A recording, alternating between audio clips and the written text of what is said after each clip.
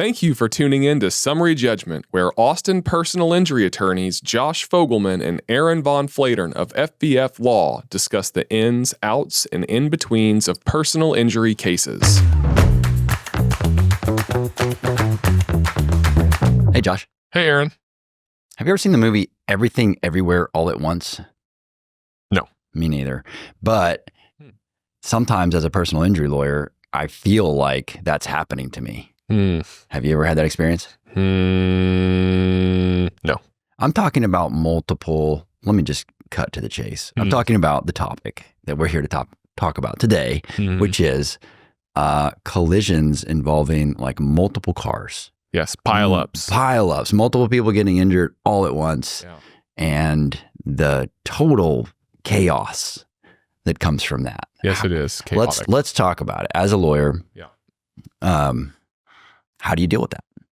Yeah, I think why we wanted to kind of talk about this topic is because in many ways, multiple car collisions or pileup collisions are different in the way that they have to be investigated and handled than automobile collisions that involve, two cars colliding or a car colliding with a pedestrian or a cyclist or something of that nature. And there are some complications that have to be considered by the handling attorney early in the case in order to secure the best outcome for the client. So, Aaron, can you kind of talk about how are multiple car collisions investigated differently than normal or two vehicle or less collisions, and what are kind of some of the things that we as attorneys need to be on the lookout for when we're first intaking or hearing a client talk to us about their multiple car collision case? Yeah. So if you imagine a crash that just involves two vehicles or a vehicle and a pedestrian, automatically when you pick up that file where the lines are drawn. There's us and there's them, and it's us against them. And when there's 3, 4, 5 different vehicles involved, especially if it's not like linear, if it could be an intersectional type of case, all of a sudden you've got, as always happens with human memory, you have a lot of different narratives from a lot of different sources. Yep. Some of them are on your side. Some of them are not on your side. Some of them seem like they might not be on your side, but they turn out to actually help you.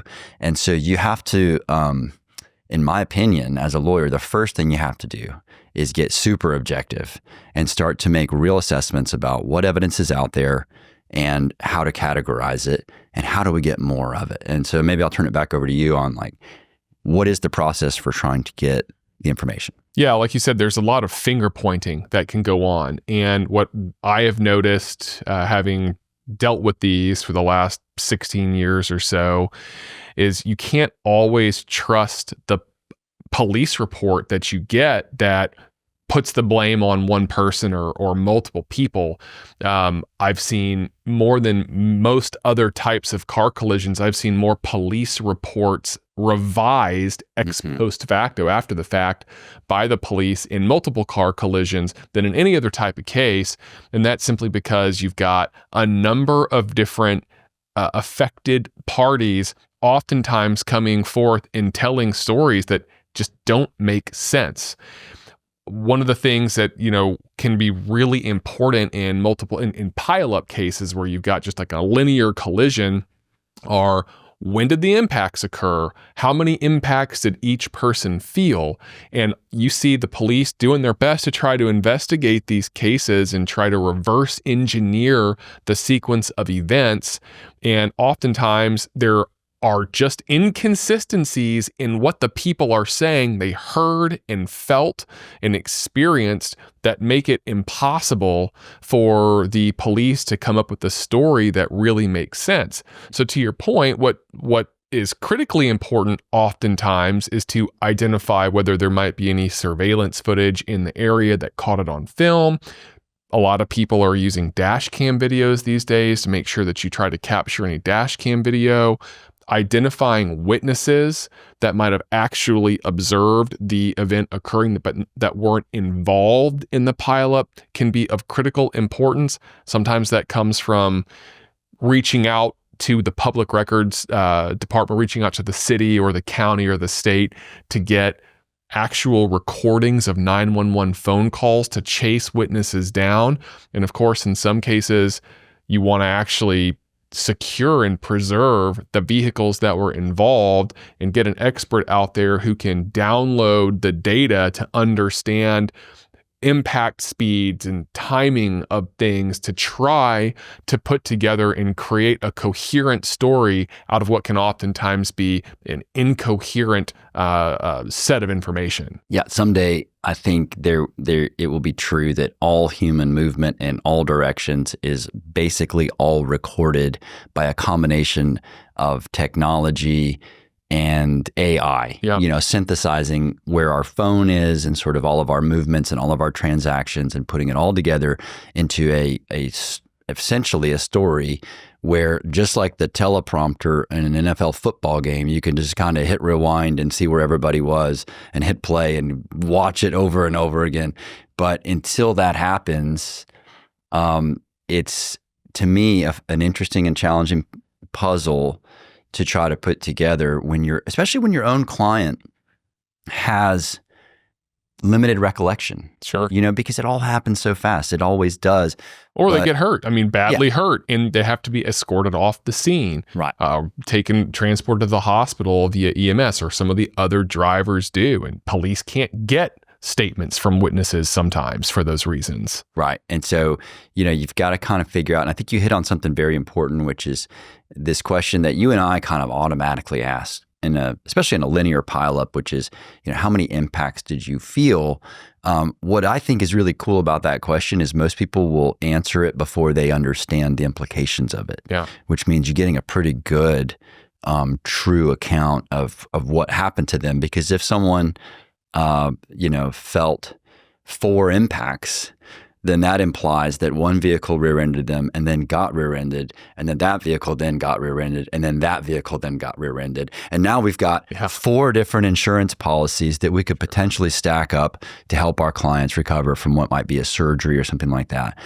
In other cases, they just feel that one because there's a chain reaction. And if you've ever seen those balls that swing back and forth where you pull one and it hits the others, you get more of that happening, and you can only really credibly blame the rear vehicle. And in that case, you just have to hope and pray they've got enough insurance to cover the damage that they've caused, especially considering it's not just your client. Right. There's probably other people. If the energy was enough to reach the front vehicle, if your client happens to be in the front, that means that it traveled through these other vehicles with even more force. Right. So, there's likely a competition to get to the insurance that's available, which is in scarce supply. So do you want to talk a little bit about what that's like? Yeah, that's another one of the major differentiating factors of multiple car collisions from most 2-car collisions is, in Texas, when we're evaluating or handling a personal injury case, step 1 is, all right, well, let's try to find who did wrong, who was liable. And when we do that, we can then understand which different people are insured so that we can identify the appropriate insurance policies that we can pursue on behalf of our client in order to get them compensated for their harms and losses.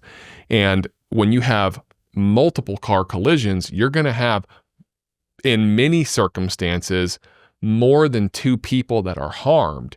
And because of the way that insurance policies are written, most insurance policies allow payment to a certain amount of money to each person involved, and then a dead hard cap at the total number of people involved. In other words, there's a per person limit in how much they'll pay to any one individual that's harmed. And then there's a per occurrence limit that will pay globally. And when they've hit that limit, they're done. They won't pay any more money.